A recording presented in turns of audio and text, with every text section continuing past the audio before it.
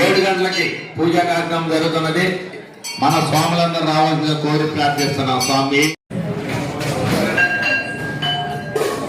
ఈ రోజు మన దేవాలయంలో అంగరంగ వైభవంగా పరిపూజ.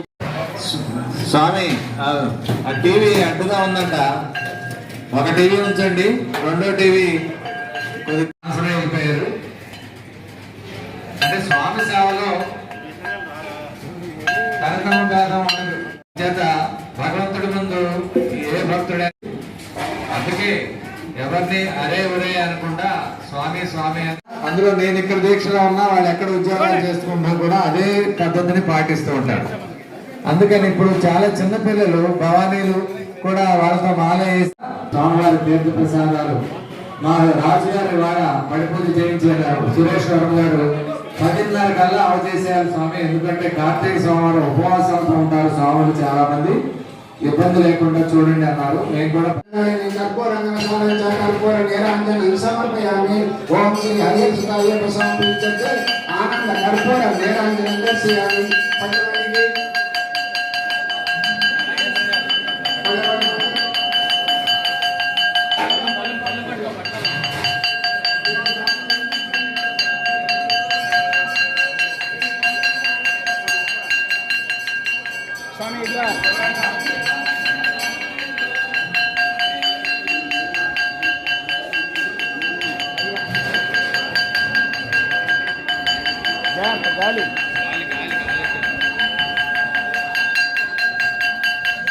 ఈరోజు ఈ కృష్ణ కార్యక్రమం మీరందరూ గమనించవచ్చు.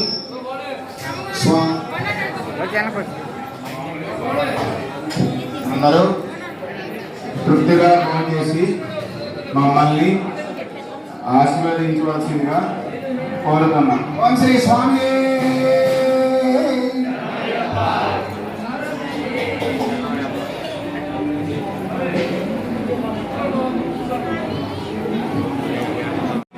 సంవత్సరాల నుంచి కంటిన్యూస్ గా దీక్షా కార్యక్రమంలో పాల్గొంటూ తరిస్తున్నారు.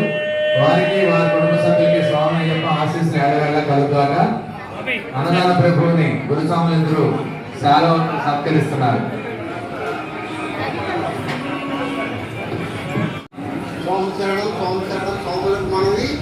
స్వాములు భవానీలు, శివస్వాములు, గోవింద స్వాములు, సాయి స్వాములు, ఆంజనేయ స్వాములు మీరు ఆలోచిస్తున్నటువంటి ప్రసాదం ఆకుపోయి ఎటువంటి పదార్థం దాన్ని ప్రార్థిస్తున్నాం. పూర్తిగా అన్నదాన ప్రభువే శరణమయ్యప్ప. సంవత్సరం కాలం నుంచి మా చిన్నారి స్వామి మా సామన్ పట్టిన వదలటంలా ఎప్పుడు మాలోనే కనిపిస్తున్నాడు. ఏంటయ్యా అంటే ఆయన చెప్పలేదు, కానీ ఆయన పక్కన కూడా స్వామి సేవలో ధరించినందుకు చిన్నారి స్వామికి ఈ సందర్భంగా స్వామి ఆశీస్సులు ఎగవేళ కలగాలని కోరుకుంటూ, వారితో పాటు మా మహిళా బృందం చక్కని శనివారం ఇక్కడ గానకేచరీ చేస్తున్నారు. అలాగే నరసింహ గురుస్వామి కూడా ఆదివారం వచ్చి వెంకటేశ్వర స్వామి దేవాలయం వెలిసిన స్వామి దగ్గర భజన కార్యక్రమం పాల్గొంటున్నారు. అలాగే మల్లేశ్వర గురుస్వామి ప్రతి బుధవారం స్వామి